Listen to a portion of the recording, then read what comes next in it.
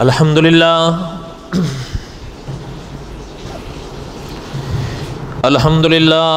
हम्दन कसीरन तय्यबन कमा अमर।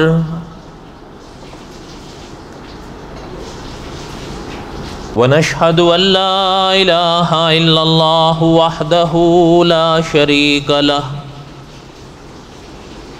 वनशहदु अन्न सय्यदना व सनदना व मौलाना मुहम्मदन अब्दुहु व रसूलुहु।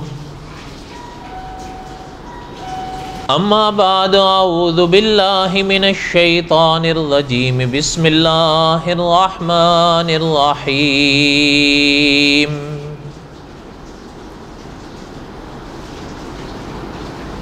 नहनु नक़ुस्सु अलैका अहसनल क़सस बिमा औहैना इलैका हाज़ल क़ुरआन व इन कुन्त मिन क़ब्लिही लमिनल गाफ़िलीन।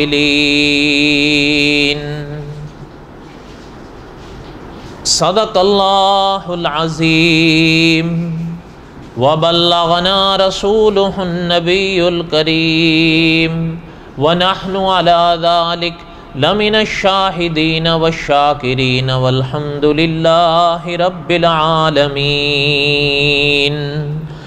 अल्लाहुम्मा सल्लि अला मुहम्मदिन व अला आलि मुहम्मद कमा सल्लैता अला इब्राहीम व अला आलि इब्राहीम इन्नका हमीदुम मजीद।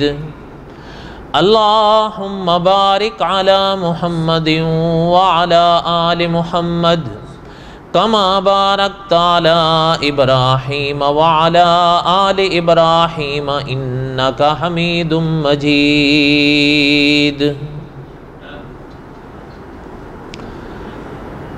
हमा किस्म की हम्द व सना अल्लाह ज़ात लम यज़िल्लु ला यज़ाल की पाक ज़ात के लिए सिद्क़ के दिल से लातादात मरतबा दुरूद व सलाम इमामुल अंबिया हज़रत मुहम्मद रसूलुल्लाह सल्लल्लाहु अलैहि वसल्लम की पाक ज़ात के लिए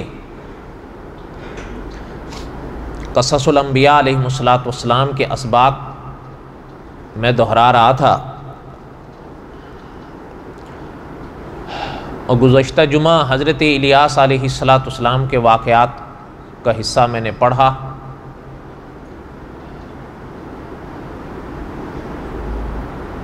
हज़रत इलियास अलैहिस्सलातु वस्सलाम के वाक़यात जितने इस्लामी किताबों में हैं उसका तो तकरीबन ख़ुलासा मैंने कर दिया,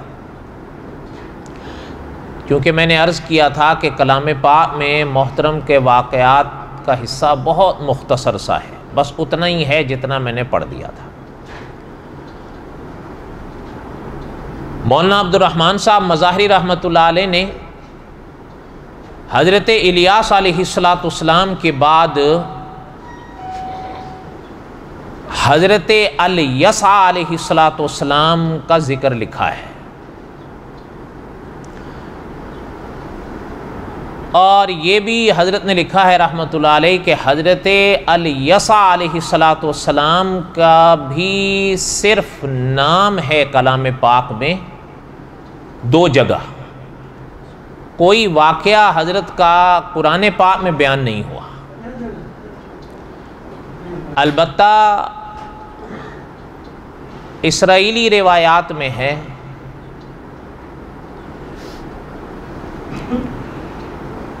कुरान पाक में सिर्फ हज़रत का नाम है, वो भी दो जगह, कोई वाक़या बयान नहीं फरमाया अल्लाह ताला ने हज़रत का।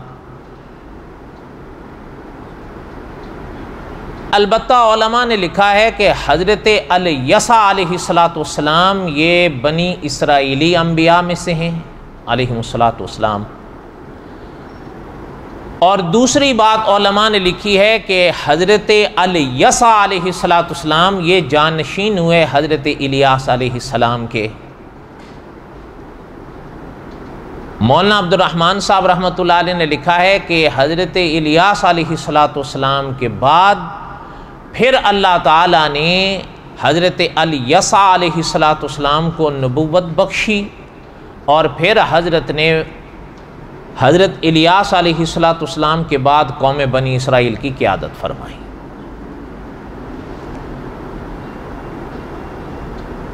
बस इतना सा जिक्र मिलता है, यानी कुल एक वरक पर। अलबत्ता अहले किताब के यहाँ हैं इनके वाक़यात, लेकिन चूँकि उनके यहाँ जो हालात रहते हैं उसका कहीं ना कहीं खुलासा मैंने किया था। अलबत्ता एक बात जो मौलाना किरानवी रहमतुल्लाह अलैह ने अहले किताब को दावत फ़िक्र दी है, वो बात गौर तलब है। उसको कहीं मैंने पहले किसी साबका दर्स के ज़िम्न में पढ़ा भी था।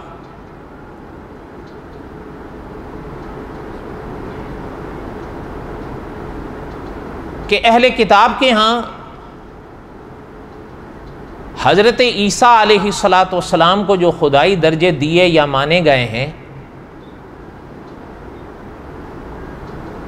वो अपने इन दावों को दलाइल से साबित करते हैं।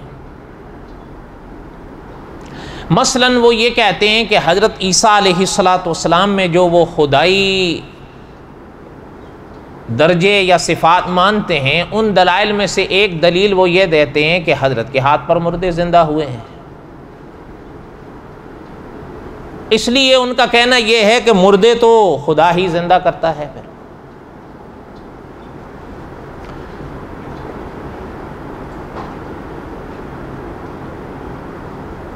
इस बात के जवाब में मौलाना किरानवी रहमतुल्लाह अलैह ने लिखा था अपनी किताब में कि ये तो कोई बात नहीं,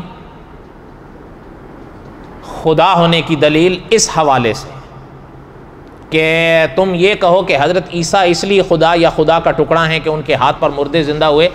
मौलाना किरानवी रहमतुल्लाह अलैह की तो तहकीक बड़ी अजीब है। हज़रत ने लिखा है कि इनकी किताबें पढ़ने से पता चलता है कि हज़रत ईसा अलैहिस्सलाम के हाथ पर कुल 3 मुर्दे ज़िंदा हुए हैं।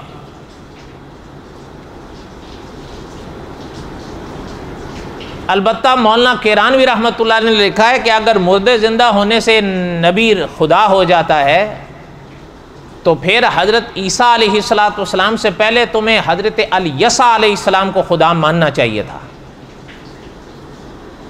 अब सवाल पैदा होता है कि हज़रत ने यह बात क्यों लिखी। उसका जवाब मौलाना किरानवी रहमतुल्लाह ने खुद ही लिखा है कि बाइबल के अंदर आता है कि हज़रत अल-यसा अलैहिस्सलाम जब इस दुनिया से पर्दा फरमा गए और मोहतरम को जब दफन किया गया था, तो उसके बाद कहीं जहां हज़रत को दफन किया गया था वहां एक मुर्दे को डाला गया। जब उस मुर्दे को उस जगह पर डाला गया तो हज़रत के वजूद की हड्डी से जो उस मुर्दे का मस हुआ तो मुर्दा ज़िंदा होकर खड़ा हो गया। अब ये बाइबल में है। कुरान पाक में तो मैंने अर्ज़ किया हज़रत यसा अलैहिस्सलाम का सिर्फ नाम है, 2 जगह, वाक़या नहीं है, लेकिन बाइबल में है ये वाक़या। यानी हज़रत की कब्र में मुर्दा डाला तो बाइबल कहती है मुर्दा ज़िंदा होकर अपने पाँव पे खड़ा हो गया। तो मौलाना किरानवी रहमतुल्लाह अलैह ने लिखा था कि अगर मुर्दा ज़िंदा करना खुदा होने की दलील है तो फिर हज़रत मसीह अलैहिस्सलाम से पहले हज़रत यसा अलैहिस्सलाम को खुदा मानो। उनकी तो कब्र में सिर्फ मुर्दा डाला तो ज़िंदा होकर खड़ा हो गया। बाइबल में किताब है सलातीन, उसको मुलूक भी कहते हैं, सलातीन भी कहते हैं। उसके 2 हिस्से हैं। दूसरे हिस्से में बाब 13 है, उसमें है ये वाक़या। बहरहाल वो अहले किताब का है, बस दुआ करें अल्लाह ताला हिदायत नसीब फरमाए। हिदायत खुदा के कब्ज़े में है, अल्लाह जिसको चाहें दे। हज़रत अल-यसा अलैहिस्सलाम के बारे में तो कलाम पाक में मैंने अर्ज़ किया सिर्फ नाम है, हज़रत का कोई वाक़या नहीं कुरान पाक में। और साहिब क़ससुल अंबिया ने लिखा है कि अल्लाह के अंबिया अलैहिस्सलाम में ऐसी मिसालें मौजूद हैं कि कुरान पाक में उनके नाम हैं लेकिन वाक़यात नहीं हैं, और ऐसी मिसालें भी मौजूद हैं कि उनके वाक़यात हैं, नाम नहीं है। हज़रत अल-यसा अलैहिस्सलाम अल्लाह के उन अंबिया में हैं जिनका नाम है, उनका वाक़या कुरान में नहीं। और मौलाना अब्दुल रहमान साहब रहमतुल्लाह अलैह ने भी सिर्फ एक ही वरक में उनके वाक़े, क्योंकि है नहीं वाक़या, कलाम पाक में, तो फिर क्या लिखें। बहरहाल इतनी बात एक ज़रूर मौलाना अब्दुर्रहमान साहब रहमतुल्लाह अलैह ने लिखी है कि हज़रत अल-यसा अलैहिस्सलातु वस्सलाम को अल्लाह पाक ने नबुव्वत बख्शी और हज़रत इलियास अलैहिस्सलातु वस्सलाम के बाद उन्होंने बनी इसराइल को संभाला। अलबत्ता मौलाना अब्दुर्रहमान साहब रहमतुल्लाह अलैह ने और मौलाना हिफ्ज़ुर रहमान सेवहारवी रहमतुल्लाह अलैह ने एक नुक्ते की तरफ तवज्जो दिलाई कि इस बात पर गौर करें आप और मैं कि हज़रत अल-यसा अलैहिस्सलातु वस्सलाम की ज़िंदगी का एक बाब मिलता है जो उन्होंने हज़रत इलियास के पास गुजारा था। उलमा ने लिखा है हज़रत इलियास ही की तरबियत में रहे वो, और हज़रत इलियास अलैहिस्सलातु वस्सलाम के इंतकाल के बाद फिर अल्लाह ने उनको नबुव्वत बख्शी। तो मौलाना अब्दुर्रहमान साहब रहमतुल्लाह अलैह ने लिखा है कि इस नुक्ते पर गौर फरमाइए कि अच्छों की सोहबत इंसान को क्या से क्या बना देती है। इस मौके पर हज़रत ने दावत फ़िक्र दी है और उलमा ने भी लिखा है कि ये सिर्फ उस ज़माने के लिए बातें नहीं, ये मेरे और आपके लिए भी हैं और आज भी इसकी ज़रूरत है। मौलाना हकीम अख्तर साहब रहमतुल्लाह अलैह गुज़रे हमारे यहाँ, उनको दुनिया लिसान मसनवी के लक़ब से याद किया करती थी। मोहतरम ने एक जगह लिखा है, हज़रत फरमाया करते थे कि कोशिश किया करो कि जलते दिल के साथ अपने दिल को रख दो तो आपका दिल भी जल उठेगा। माना क्या? फरमाते थे किसी अल्लाह वाले की सोहबत इख्तियार करो, उसके असरात आप पर ज़रूर पड़ेंगे। और अल्लाह ताला माफ़ फरमाए, मैं सबकी तो बात नहीं करता, अलबत्ता कहीं ना कहीं तजुर्बा ये है कि मैं और आप इस शय में मनफी हैं। कोई करते होंगे, सबका तो हम नहीं कह सकते, अलबत्ता जितने देखे हैं इन खाना हमा आफ्ताबस देखें। यही वजह है कि जब बुरों की सोहबत या बुरों की संगत में रहोगे बुरे ही हो, उसकी नहुसत तो पड़ती है इंसान पर। और कोशिश करें, मौलाना अब्दुर्रहमान साहब रहमतुल्लाह ने लिखा है कि हज़रत अल-यसा अलैहिस्सलातु वस्सलाम के बाब के इस नुक्ते को समझें, कोशिश करें किसी अल्लाह वाले को तलाश करें, मिलेंगे। ये नहीं है कि अल्लाह वाले मिलते नहीं, अल्लाह वाले मिलते हैं। हाँ, कोशिश करें और जब पाएं अल्लाह का शुक्र अदा करके उनकी सोहबत में रहने की कोशिश करें जो वक्त आपको मिले। इसका माना यह नहीं होता कि आप काम करना छोड़ दें या आप काम ना करें, इसका कोई भी ये माना नहीं है। इंसान की ज़रूरतें इंसान के साथ सांसों की तरह चलती हैं, लेकिन ज़रूरतों को पूरा करते हुए इंसान और कई काम करता है। हाँ, ये बात ज़हन में रहे, जिस काम की अहमियत मेरे और आपके दिल में आएगी वो काम मैं और आप ज़रूर करेंगे। जिस काम की अहमियत मेरे और आपके दिल में नहीं पैदा होगी, मैं और आप वो काम कम से कम लगन से करने के लिए तैयार नहीं होंगे।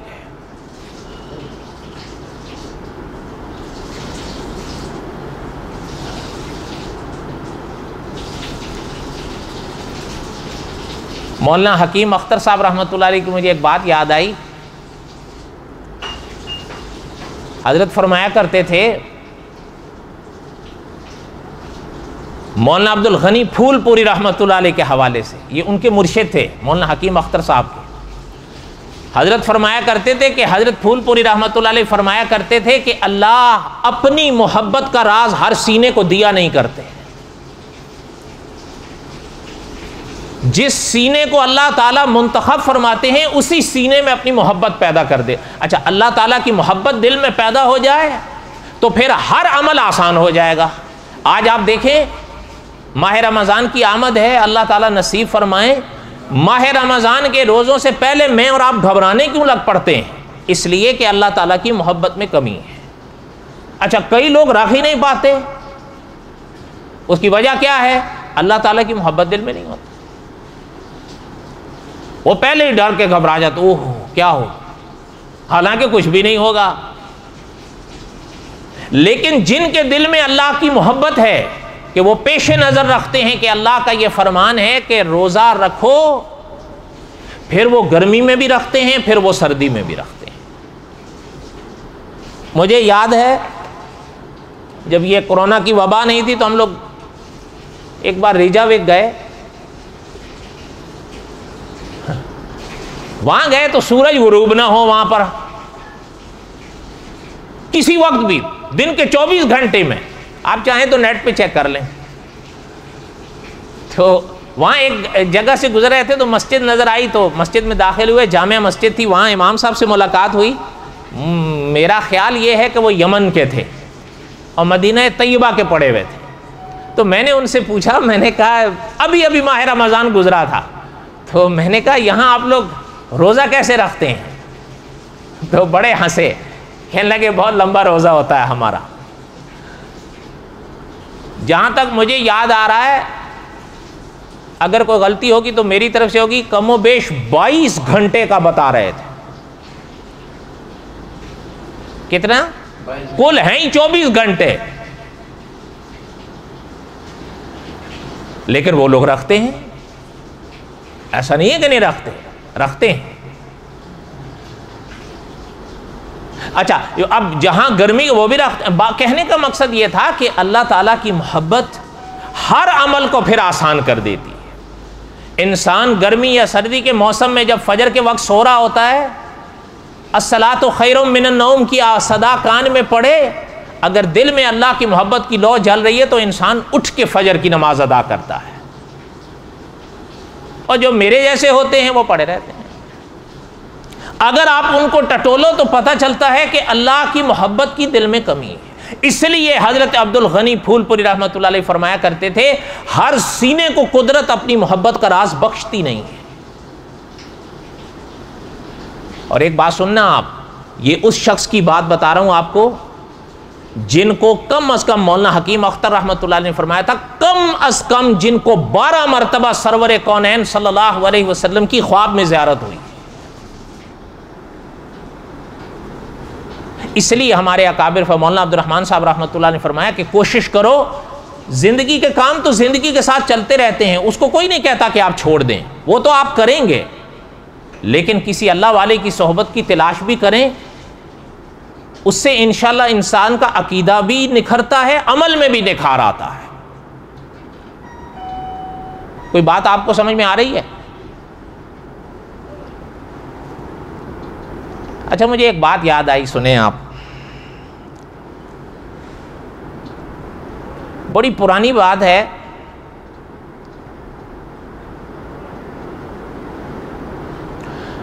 आपने शायद नाम सुना होगा जिला रहीम यार खान। वहाँ दीनपुर शरीफ में किसी ज़माने में, हमने तो खैर उनको नहीं देखा, अलबत्ता बड़े उलमा ने, बड़े उलमा से मुराद ये कि इल्म के लिहाज से भी और उम्र के लिहाज से भी बड़े थे, अब भी हैं जिन्होंने उनको देखा था या उनको देखने वालों को देखा था कम अज़ कम। हज़रत गुलाम मोहम्मद दीनपुरी रहमतुल्लाह अलैह, जहाँ तक मुझे याद आ रहा है यही नाम था उनका। बहुत पुरानी बातें हैं ये।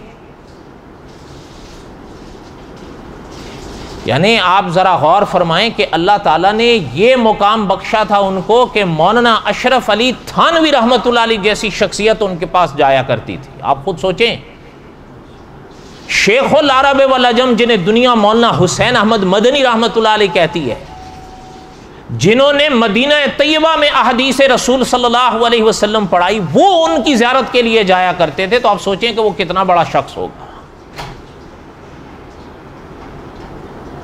उनकी खानकाह होती थी,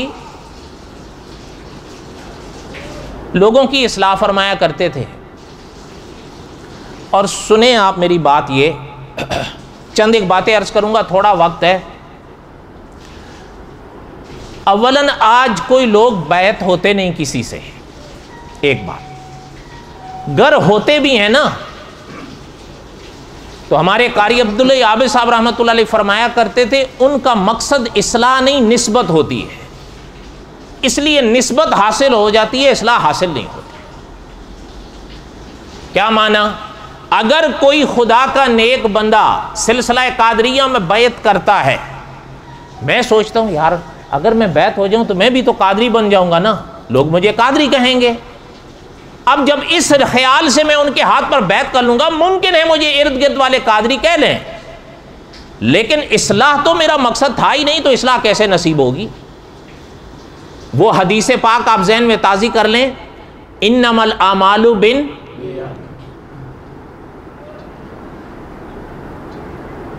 इसलिए कारी अब्दुल हई हाफिज़ साहब रहमतुल्लाह अलैह फरमाया करते थे, किसी अल्लाह वाले की सोहबत इख्तियार करो, उनके हाथ पर बैयत करो इस्लाह की नीयत से। और ये भी याद रखें कि मौलाना थानवी रहमतुल्लाह अलैह फरमाया करते थे कि बैत होना किसी से ये मुस्तहब है, इस्लाह वाजिब है। आपको बात समझ आ रही है मेरी? अच्छा, हजरत दीनपुरी रहमतुल्लाह अलैह इस्लाह फरमाया करते थे। उनकी खानकाह में एक दफा एक जोगी आ गया। जोगी समझते हैं आप? यह आपको रामलीला नहीं सुना रहा हूं, हवाला आगे मैं बता दूंगा आपको।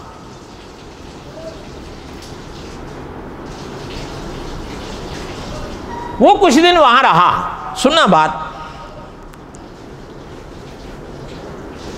हजरत रहमतुल्लाह अलैह ने उसको कुछ नहीं कहा।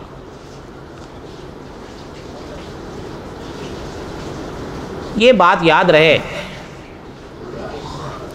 ये भी मखलूक अल्लाह ही की है। ये मुफ्ती शफी साहब रहमतुल्लाह अलैह ने भी लिखा है, ये मखलूक अल्लाह ही की है। बस कम अज़ कम कोशिश मुझे भी करनी चाहिए, आपको भी करनी चाहिए कि इनकी हिदायत के लिए भी दुआ किया। मुफ्ती शफी साहब रहमतुल्लाह अलैह जैसी शख्सियत ने भी लिखा है कि बंदे ये भी अल्लाह ही के हैं, अल्लाह एक ही है, दो नहीं है।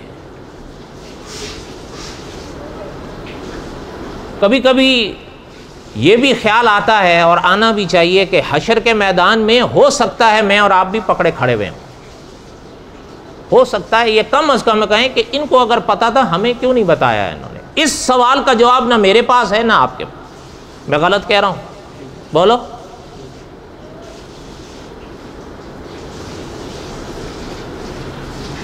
अच्छा, जब वो आए तो हजरत दीनपुरी रहमतुल्लाह अलैह ने उनको कुछ नहीं कहा। आपको पता नहीं याद है या नहीं याद, जब हम उस मदरसे में हुआ करते थे तो एक साल माह रमज़ान में एक माह ऐसा हुआ था कि एक सिख आया करता था इफ्तारी में, याद है आपको? तो किसी ने कहा कि ये तो, मैंने उसको कहा, मैंने कहा भाई बात ये है कि अल्लाह ताला का दस्तरखान बड़ा वसी है, इसको उठाओ नहीं, बस बैठा रहे। पता नहीं गलत कहा सही कहा। वो पूरा माह आता था, नमाज पर जब हम पढ़ते थे वो बैठा रहता था, नमाज के बाद जब हम दुआ मांगते थे वो दुआ भी मांगा करता था, फिर चला जाता था। पता नहीं सही किया गलत किया। हमारे वाले होते थे वो इफ्तार करके चले जाते थे इकामत होते ही, मजाक नहीं कर रहा हूँ। वो रोज़ा इफ्तार करते थे, इकामत खड़ी होती थी, चले जाते थे, वो बैठा रहता था।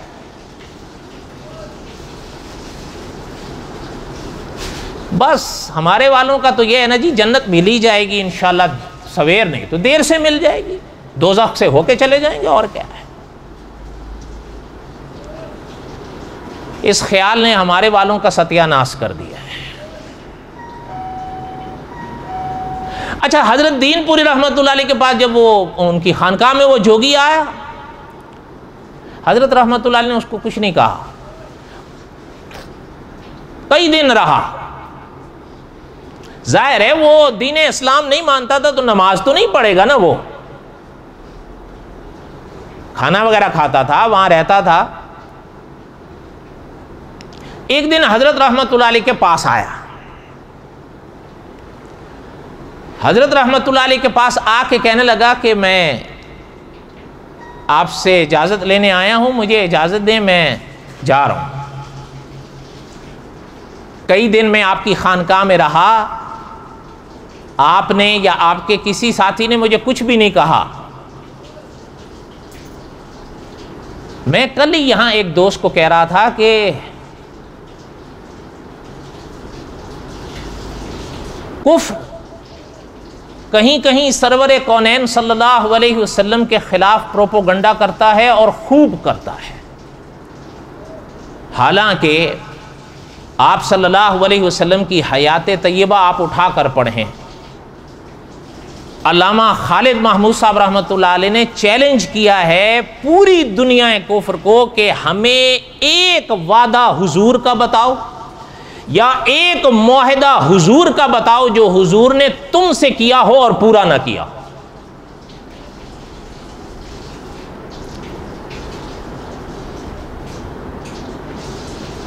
कल मैं उस दोस्त को बता रहा था कि एक यहूदी सरवरे कौनैन सल्लल्लाहु अलैहि वसल्लम की पाक बारगाह में आया और उसने हुजूर अलैहिस्सलाम के सामने एक सहाबी की शिकायत की, इन्होंने मुझे थप्पड़ मारा है। आप हदीस तैयबा की किताबें उठाकर देख लें, वो अहदीस तैयबा और सीरत की किताबें बताती हैं कि सरवरे कौनैन सल्लल्लाहु अलैहि वसल्लम का चेहरा मुबारक गुस्से से सुर्ख हो गया और हुजूर ने सहाबी को पूछा कि क्यों मारे हो। ये इंशाल्लाह वाक़या हज़रत यूनुस अलैहिस्सलाम के किस्से में आएगा, अल्लाह ने अगर ज़िंदगी दी। कहने का मकसद ये था कि हुजूर की ये सीरत तैयबा है, लेकिन कुछ कुफ्र इतना प्रोपोगंडा करता है।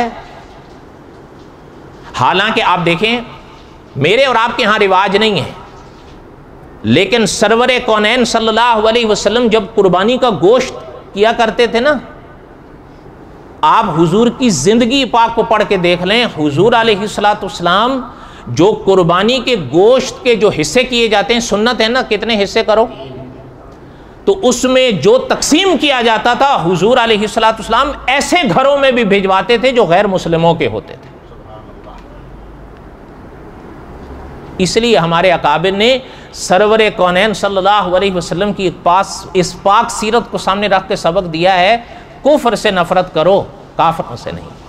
इनके लिए हिदायत की दुआ करो, अगर और कुछ बस में नहीं है तो करोगे। अच्छा खैर, जो बात बता रहा था, हजरत दीनपुरी रहमतुल्लाह ने फरमाया कि हजरत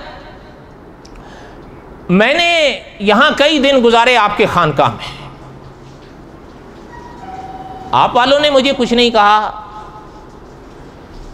लेकिन अब मुझे इजाज़त दें और मेरा अखलाक बनता था कि मैं आपके पास आऊँ और आपका शुक्रिया भी अदा करूँ और आपसे इजाज़त भी लूँ, क्योंकि हज़रत बड़े थे वहाँ पर। तो हज़रत दीनपुरी रहमतुल्लाह अलैह के चेहरे पर मुस्कुराहट आई। फरमाया भाई आप आए भी हैं, जा भी रहे हैं, तो आए क्यों थे और जा क्यों रहे हैं? मैंने पहले बताया ये साहब कौन थे, जोगी थे ना।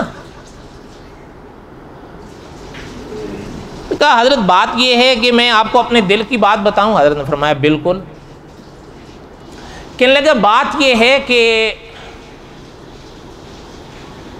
मुझे ईश्वर का एक वरदान है, ये याद रहे, आप और हम जिस पाक ज़ात को अल्लाह कहते हैं उसी पाक ज़ात को वो संस्कृत में ईश्वर कहते हैं। अल्लाह एक ही है, वो दो नहीं है।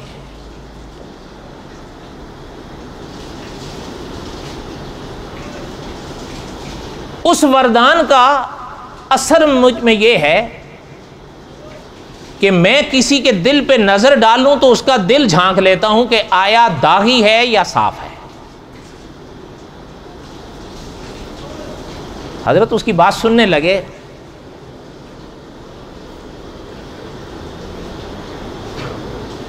कहने लगा कि जब ये वरदान मुझे मिला है, मैं उसको लेकर ईश्वर के द्वार द्वार गया हूं। माना यह कि मुझे कोई ऐसा शख्स मिले जो मुझे और उस जात के करीब कर दे। हजरत ने फरमाया तो कोई ऐसा मिला? कहने लगा आप नाराज मत होइएगा, नहीं मिला। हजरत ने फरमाया क्यों? कहने लगा इसलिए कि मैं जिस किसी का भी दिल झांकता हूं वो दागी होता है, तो मेरा ख्याल मुझे ये कहता है कि जिसका दिल अपना ही दागदार है वो तेरे दिल की क्या इस्लाह करेगा। इसलिए मैं चंद दिन रहने के बाद फिर वहां से चला जाता। हजरत ने फरमाया अच्छा ये बताओ कि ये वरदान तो आपको मिला कैसे है? कहने लगा जी ये वरदान ऐसे मिला है, जो भी मेरे नफ्स ने चाहा मैंने हमेशा नफ्स की बात की मुखालफत की है। माना क्या कि नफ्स ने कहा शरबत पीना है, मैंने कहा पानी भी नहीं पीऊंगा। नफ्स ने कहा मांस खाना है, मैंने कहा रोटी भी नहीं खाऊंगा। नफ्स ने कहा सोना है, मैंने कहा सारी रात जागूंगा। जब मैंने हर मोड़ पर नफ्स की बात को ठुकराया है तो ईश्वर ने मुझे ये वरदान दिया। बात समझ आई उद्योगी की? हजरत के चेहरे पर फिर मुस्कुराहट आई। हजरत ने फरमाया कि हमें आपके वरदान से कोई बहस नहीं है, हम आपसे एक बात पूछना चाहते हैं। जोगी ने कहा जी हजरत पूछें। कहने लगा आप कह रहे हो आप द्वार द्वार गए हो, ईश्वर वालों के दिल झांक झांक के देखे हैं, हर एक का दिल आपने दागी पाया है, हम आपसे ये पूछना चाहते हैं कि फ़कीर का दिल भी देखा है? अब वो हजरत की तरफ देखने लगा। हजरत ने फरमाया हम आपसे पूछ रहे हैं हमारा भी दिल देखे हो? बकाया वमा अलैना इल्लल बलागुल मुबीन सुन्नत है।